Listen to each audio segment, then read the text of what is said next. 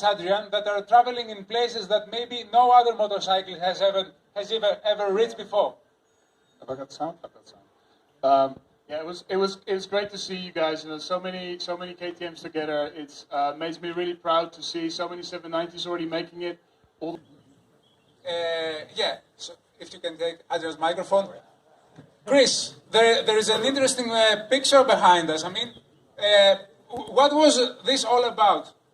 I think that you got a good result at the Adv Rally, but I hear some rumors that the Adv Rally is more like an amateur kind of adventure bike rally for people who can have some fun and enjoy themselves. Is it correct? I guess it depends on your definition of fun. You know, if you think 1,500 kilometers of racing off-road in a week is fun, then yeah, it's a lot of fun. Yeah, it sounds like good fun to me.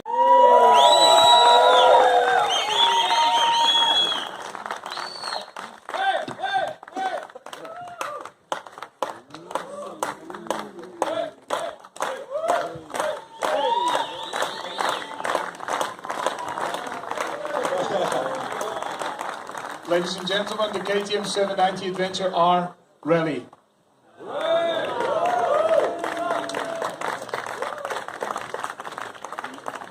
Unfortunately, we at product management we make wish lists.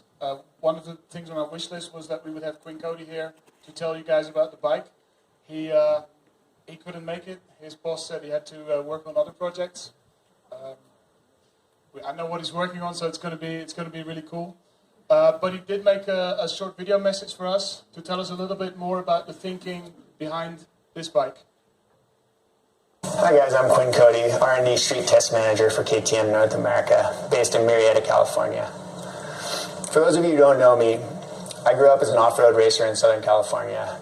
I went on to win nearly every major long-distance off-road race in North America, including 4 wins at the Baja 1000 and a top 10 finish at the Dakar Rally. First off, I need to say I'm super bummed that I'm not there in Bosnia riding with you guys, and man, what a treat to be able to see the unveiling of the new KTM 790 Adventure R Rally. What an amazing bike.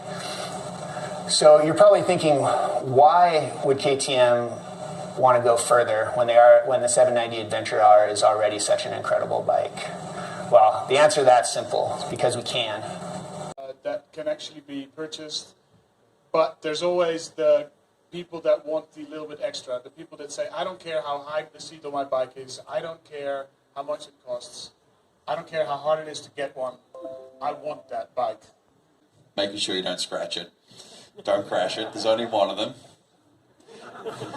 Quite a high pressure situation. So jumped on the bike, started, I'm sure it's a bit better, but, we'll see.